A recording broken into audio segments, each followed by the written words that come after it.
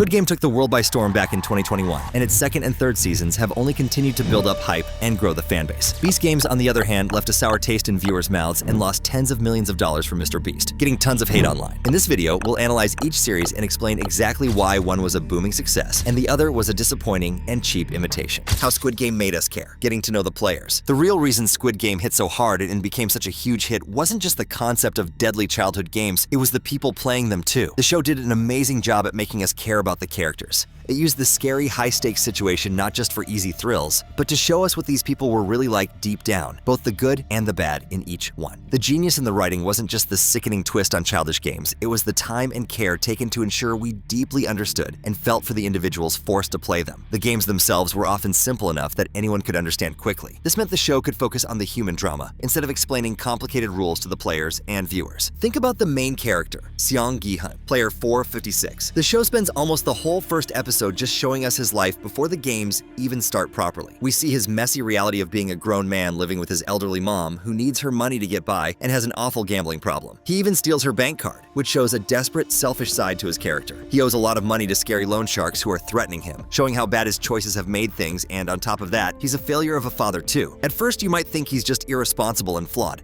but this show goes so much deeper, showing their true colors. Squid Game quickly shows that G-Money's way more complicated than we think. When he's running for his life from those loan sharks, he bumps into Kang Se-byuk. Even though he's in serious danger, he stops to pick up her drink and says sorry before running off again. This small action actually tells us a lot about Guihan. It shows he has a basic decency that sometimes comes out even when it's risky for him, and it probably helped get him caught. The show keeps doing this, showing us different sides of him in new situations, like when he has a little money, a lot of money, or none at all. We see him find some joy in being generous even when he probably shouldn't be spending the money. His kindness mixes with his habit of living for the moment and not thinking about the future until trouble is right in front of him. We don't just get told Guihan loves his daughter. We see him call her as soon as he has money, risk his safety to try and get her a present, attempt to hide his problems from her, and feel terrible when he can't provide for her like her stepdad does. But the whole time we see that, we remember that he isn't the best parent to her. The show keeps showing these sides of him, his gambling, his kindness, his love for his daughter, his struggles to fit into society, all coming together to make him feel like a real, believable person we can understand and root for, even with his mistakes and past. And it wasn't just Guihan. Cho Sang-woo, the smart guy everyone looked up to, is shown to be hiding some really big secrets, with his cleverness fighting with a growing ruthlessness as he gets more and more desperate. We see him be kind to Ali early on, giving him bus money, which makes his later, cold betrayal feel even worse. Kang Se-byuk, the quiet North Korean defector, seems tough on the outside, but clearly has a strong loyalty and hope for her family deep inside. Ali's trusting nature makes what happened to him hit really hard. Even the old man, Oh Il-nam, seems like a wise and friendly figure at first, before we find out the dark and twisted truth. The show filled its deadly game with people who felt real, instead of just relying on spectacle. Games with meaning, not for show. Because we got to know these characters so well, the show's most intense moments felt incredibly powerful. Episode 6, Ganbu, is often called the best episode in the show for a reason. It pushed the main characters to their breaking points in ways that felt deeply personal, real, and in some ways, relatable as well. Sang-woo fully commits to winning at any cost by tricking Ali in a cruel way, showing how far he's fallen. Guihan has to make a horrible choice, taking advantage of his elderly friend Il-nam's apparent confusion to save himself, a decision that clearly hurts him because it goes against his kind nature. And the quiet bond formed between Se-byuk and Ji-young, two strangers who chose to talk and connect instead of just playing the game, leads to a sacrifice that is both touching and heartbreaking at the same time. The episode hits so hard because every choice, every sad moment feels like the unavoidable result of who these people are, and we feel it because we care about them from that initial investment in the early episodes. Besides the characters, Squid Game connected with people because it was about more than just the games. The creator, Hwang Dong-hyuk, thought of the idea when he was struggling with money himself, and he used the show to talk about problems in society today, like how unfair things can be, how desperate people get when they have no money, and the tough choices people face. Using kids' games for life or death situations was a clever way to show how strange and cruel the world can sometimes feel. Even the way the show looked showed that a lot of thought went into every detail, like the crazy and confusing stairs, the guards' masks that removed personality, the way the beds were arranged to form an arena-like environment, and the drawings on the walls that hinted at the games to come. It felt like a story with real meaning behind it. The games were there to serve the story instead of vice versa. How Beast Games falls short. Too many people, too little time. Now let's look at Beast Games. It arrived with a lot of hype, promising a bigger, flashier version of Squid Game, backed by Mr. Beast's huge online fame and finances. And the production is huge, with a reported budget of over $100 million,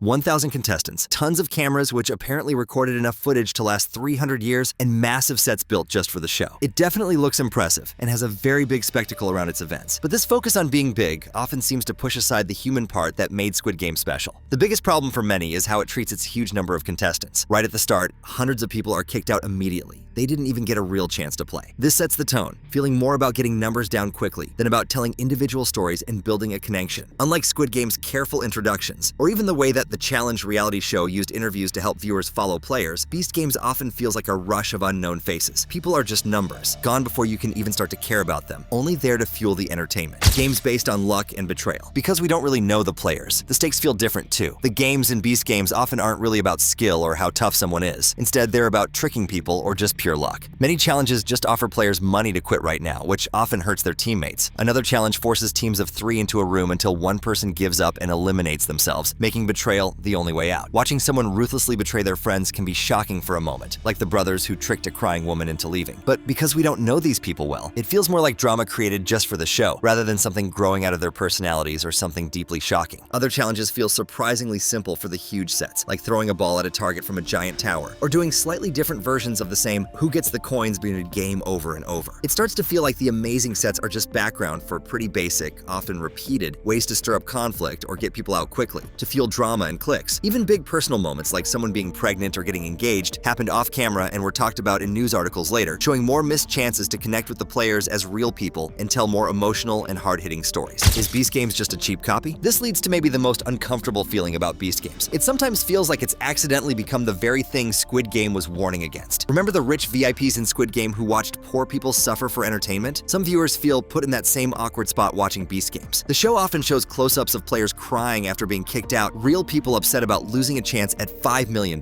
But these moments can feel quick, and maybe even used just to get a reaction, before the show moves on. It wants the feeling of real emotion, but maybe doesn't fully deal with how uncomfortable that can be to watch as entertainment, and instead just uses it as fuel for gossip. Using numbers for players, which in Squid Game was a way to show how the system treated people like they weren't human, feels different in Beast Games. Here, it seems less like a statement and more just a practical thing because there are so many players, or maybe just part of the show's look, rather than any kind of design choice fueled by social commentary. For some viewers, it adds to the feeling that the show copied Squid Game's style without understanding the deeper message about the dangers of treating people like objects in a game. The lack of meaningful messages or story makes it seem like they just took the concept of crazy games, then spent a lot of money to deliver an inferior product, the source of endless division. So if Beast Games has these issues, why did so many people say they like it, even while many hated it and critics gave it terrible reviews? It's a huge difference in opinion and preferences. TV critics and diehard fans often look for deep stories, characters that change and grow, and important themes, things Squid Game had plenty of. Some viewers clearly didn't get or like MrBeast's style, calling it boring and lacking depth. But for people who watch a lot of YouTube, especially MrBeast's videos, which are targeted towards a younger audience, Beast Games might feel totally normal, or even an great and higher budget piece of content they already expect to see. The quick cuts, high energy, focus on the host, MrBeast himself, obviously, and big moments of drama or giving money away are all things that get huge views online. For this dedicated audience, Beast Games isn't trying to be a serious TV drama or even copy Squid Game. It's just a giant version of the YouTube content they already watch and enjoy, but taking inspiration from a popular show on Netflix. The massive viewing numbers, with it being Amazon's biggest unscripted show ever, highlight how well it worked for that audience in particular, even if it failed to catch people on a wider level. These millions of very loyal fans would support the show no matter what. So the split reviews are less about which show is actually better and more about unique audiences wanting different things from their entertainment. What really makes a show stick? When you boil it all down, the big difference between Squid Game and Beast Games is really about the end goals of how they entertain others. Squid Game used its shocking idea and thrilling games to tell a deep and impactful story about people, their desperation, their kindness, their cruelty, and their relationships. It worked because it made us truly care about the characters and what happened to them in the games. Even the ending, where Guihan wins but feels broken inside, maybe wishing Sae-byuk could have won instead, stuck to its theme about the human cost of playing the game. Beast Games, while very grand and impressive to look at, and clearly very popular among MrBeast fans, seems more focused on the spectacle itself, the scale, the surprises, and the conflict. The human stories are secondary, serving as fuel for the dramatic machine rather than the heart of the story itself. It successfully took the high-energy, host-centric, clip-friendly style of mega-popular YouTube videos and made it bigger for TV, and lots of people loved that. But in chasing bigger numbers and grander sets, it may have lost that key thing that made Squid Game more than just a hit show, but something that felt important and stayed with you. A story with a real human heart at its center. One told a story using games, while the other seems to use people to make the games exciting. So that's been why Squid Game works and Beast Game doesn't. Do you agree with our analysis? Let us know in the comments. And if you want to see more Squid Game content and theories, click the video on screen now.